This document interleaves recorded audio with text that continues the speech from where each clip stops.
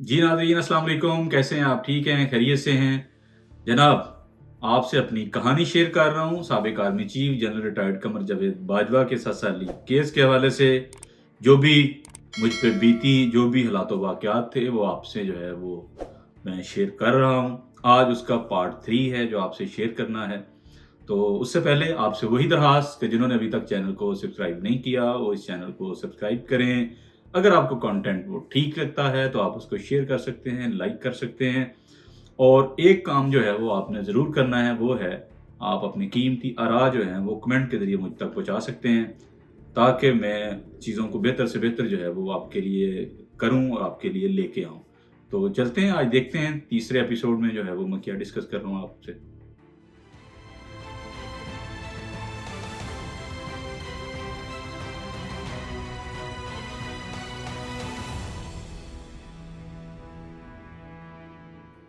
तो जब वहाँ पे जी13 में जो लेके पहुँचे हैं डाला, तो जाते साथ ही वो जो ड्राइवर है वो बाद में मुझे पता चला वो भी आईएसआई का था और वो डाला भी आईएसआई का था। उनमें उनकी जो मैंने थोड़ी बहुत कन्वर्सेशन सुनी, उन्होंने कहा सबसे पहले तो ये चेंज करो ना, इसके नंबर प्लेट्स चेंज करो।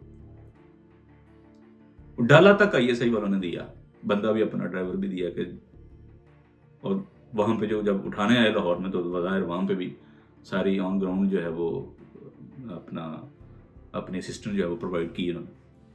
खैर मुझे ले गए। अब जाके मुझे इन्होंने जो है वो अपना आइयो अपने कमरे में ले गया और कुर्सी पे बिठा दिया। अच्छा, इससे पहले जब ये गाड़ी मोटरवे पे चल रही है ना, तो मैं अब ये भूल चुका हूँ कि मैं गिरफ्तार हूँ और जनरल बाजवा का केस मुझ पे, इन्होंने असासों का केस मुझ पर डाल दी है। तो आगे पता नहीं क्या होगा, कितनी जो है वो मारकुटाई होगी, नहीं होगी, या सेफ हो जाऊंगा क्या, ये चीज़ें मैं फिल वक्त फॉर द टाइम बीइंग जो है वो इनको भुला के ना, मैं अब अल्लाह की करनी होती है कि आपको जो है वो कितनी आपके नर्व्स पे कमांड रहती है। आप खास बाख्ता जो है वो नहीं होते। मैंने क्या किया, मैं जावेद इकबाल साहब, क्योंकि उन्होंने बिल्कुल साथ-साथ बिठाया हुआ था और 2 सिक्योरिटी के लोग साथ, एक राइट साइड, एक लेफ्ट बैठा हुआ है और हम दोनों साथ बैठे हुए हैं, जावेद और मैं। तो मैंने अब जावेद के कान में खुसर-फुसर शुरू कर दी। अब मुझे, क्योंकि मोबाइल उन्होंने ले लिया था, मुझे तो कोई नंबर नहीं याद था। अपनी बेगम का नंबर याद था, या जो है वो अपना जर्नलिस्ट कम्युनिटी से, या किसी दोस्त का, इवन फाज शहबाज का नंबर भी मुझे ज़बानी याद नहीं है। उसकी बुनियादी वजह ये है कि अब जब से वो ये नंबर आप मैसेज पे मंगवाते हैं या डिजिटल का दौर आया है, तो आपको बहुत से नंबर वैसे ही याद नहीं होते। आपको डायल नहीं करना पड़ता ना, आप बोलते नहीं है 03 फलां फलां फलां, बोलते नहीं है आप। पहले आप नंबर बोलते थे, जब तक ये टच फोन नहीं थे, तब आप नंबर बोल के जो है वो डायल करते थे, तो आपको नंबर बहुत से ज़बानी जो है वो याद हो जाते थे। अब वो क्योंकि ऐसा सिलसिला है नहीं, तो बहुत से नंबर जो हैं वो याद नहीं रहते। तो मुझे एक ही नंबर सिर्फ याद आया उसमें, जो हमारी दोस्तों या जर्नलिस्ट कम्युनिटी, वो उमर चीमा साहब का था। उमर चीमा मेरे बड़े करीबी, बड़े प्यार वाले हैं, सीनियर जर्नलिस्ट हैं द न्यूज़ के। उनसे मेरी बड़ी पुरानी शनासाई है, बड़ा क्लोज़ मेरा उनके साथ ताल्लुक़ है। और वो उन लोगों में से हैं जिनको मैं आइडलाइज़ करके इस प्रोफ़ेशन में जो है वो आया। तो मैं अब ना जावेद इकबाल को वो नंबर याद करवा रहा हूँ, 03 फलां फलां फलां फलां फलां, और मैं खुद से भी रिपीट कर रहा हूँ कि क्या नंबर यही है। अब मुझे, क्योंकि बड़ा वो, क्योंकि पुराना नंबर है ना उनका, तो वो बड़े बड़े सालों से ज़ाहिर मुझे अज़बर हुआ है, तो मैं उसको ना कॉन्स्टेंटली रिपीट कर रहा हूँ, खुद से भी जावेद को भी बता रहा हूँ कि तुमने अभी आगे करना क्या है। यानी मैं भूल चुका हूँ कि मेरे साथ हुआ क्या है या आगे क्या हो सकता है। मैं अब अगली प्लानिंग ये सोच रहा हूँ। मैंने उसको कहा, जावेद को मैंने कहा, तुम्हें इन्होंने जो है वो कहीं ना कहीं छोड़ देना है, हो सकता है मोटरवे के आसपास कहीं उतार दें। अगर मैंने कहा लाहौर के करीब उतार दें, तो वापस लाहौर जाना है तुम्हें। यहाँ निकलते साथ ही ना, ये नंबर है, इसको रट लो, याद कर लो, ये उमर चीमा साहब का नंबर है, इस पे कॉल करनी है और उनको बताना है कि शाहिद असलम को जो है वो लोग उठा के ले गए हैं। तो उसके बाद अगर तुम्हें लाहौर के करीब नहीं उतारते मोटरवे पे, अगर इस्लामाबाद जाके उतारते हैं या पता नहीं जहाँ भी उतारते हैं तुम्हें, अगर कहीं इस्लामाबाद उतारते हैं तो तुम इस्लामाबाद चले जाना। उसको मैं जियो का और द न्यूज़ का जो है अपना ब्लू एरिया में ऑफिस एड्रेस समझा रहा हूँ कि तुमने वहाँ चले जाना है। अगर तुम्हें नंबर याद नहीं होता ज़ुबानी तो वहाँ चले जाना, जाके बताना किस तरीके से शायद असलम को जो है वो कुछ लोग जो हैं वो उठा के ले गए। क्योंकि मेरे ज़हन में था कि इसको छोड़ देंगे वे, मुझे जो है वो ज़ाहिर, क्योंकि उसको हथकड़ी नहीं लगाई, हथकड़ी सिर्फ मुझे लगाई है। तो मुझे इस बात से भी अंदाज़ा था कि मुझे हथकड़ी लगाई है, मुझे तो इतनी जल्दी जो है वो छोड़ने वाले नहीं है। लेकिन जावेद को इन्होंने सिर्फ शायद इसलिए उठा लिया क्योंकि वो घर पे था, उस वक्त मौजूद था। अगर इसको छोड़ाते तो उसी वक्त छोड़ डाल देते, और इस्लामाबाद इनके पहुंचने से पहले या जहां भी इन्होंने मुझे लेके जाना था उससे पहले ही चीज़ें जो हैं वो बाहर आ जाती, तो वो मसला हो जाता उनके लिए, इसलिए इसको भी साथ ले आए। तो वो अब जावेद को मैं याद करवा रहा हूँ कि तुमने अगर लाहौर के करीब उतारे हैं तो तुमने बोल ऑफिस जाना है, तुमने फात शहबाज को बताना है, उमर चीमा को बताना है। अगर इस्लामाबाद के करीब उतारते हैं तो एजाज सैयद को बताना है, उमर चीमा को बताना है, और ये दफ्तर है, और ऐसे जाएंगे और ऐसे। तो वो जब हम तकरीबन 4 बजे के करीब G13 में पहुंचे तो मुझे आईओ अपने कमरे में ले गया, साथ में जावेद इकबाल भी कुर्सी पे बिठाया सामने उन्होंने, और हथकड़ी खोली। साथ में फिर वही सवाल का जवाब कि जनाब पासवर्ड दो। मैं कहा यार पासवर्ड मैं आपको नहीं दूंगा, मैं पहले भी आपको बता चुका हूँ, पासवर्ड आपको नहीं मिलना है। पासवर्ड की जो है उससे मेरे सोर्स कंप्रोमाइज होंगे, मैं ये काम कभी भी आपको जो है वो मैं नहीं दूंगा आपको कभी भी अपने पासवर्ड। अच्छा, वहाँ फिर मैंने उनको एक बात और कर रहा था, मैंने कहा मेरे लॉयर से मेरी बात करवाएं। उनका कौन तेरा लॉयर है भाई? मैं कहा मियाँ अली शफाक। अच्छा, आई और बड़ा हैरानगी के नाल कहंदा आज तेरा वकील मियाँ अली शफाक, तेन पता करोड़ा रुपया फीस लेंदा। अब मियाँ अली शफाक ज़ाहिर है एक रिनाउंड लॉयर हैं और FIA के साथ बड़ा क्लोज उन्होंने काम किया हुआ है बहुत से हाई प्रोफाइल केसेस पे, तो उनको सारे जानते थे। मैं कहा मुझे पता है, मैं इसीलिए कह रहा हूँ, वो मेरा दोस्त है। वो कहता वो करोड़ा रुपया फीस लेंदा, तेरा दोस्त किमें हो सकता वो बंदा? असं जानते हैं मियाँ अली शफाक को, तो एडा महंगा वकील है, तू कह रहे मेरा दोस्त है। मैं कहा मैं यही कह रहा हूँ मेरा दोस्त है। हर चीज़ जो है वो पैसों से मैयर नहीं की जाती, कुछ आपके पर्सनल और प्रोफेशनल रिलेशन भी होते हैं। तो उनका अच्छा करवाने हैं। बहरहाल उन्होंने मेरी मियाँ अली शफाक से बात नहीं करवाई, क्योंकि मैं चाह रहा था कि मेरे लॉयर को तो पता हो कि मुझे ये उठा लाए हैं और आगे क्या करना है, जो भी कानूनी प्रोसेस है। तो मैं उनसे जो है वो कंसल्ट करना चाह रहा था, उनको बताना चाह रहा था। उनका बताते हैं। बहरहाल उन्होंने मेरी बात जो है वो मेरे वकील से नहीं करवाई।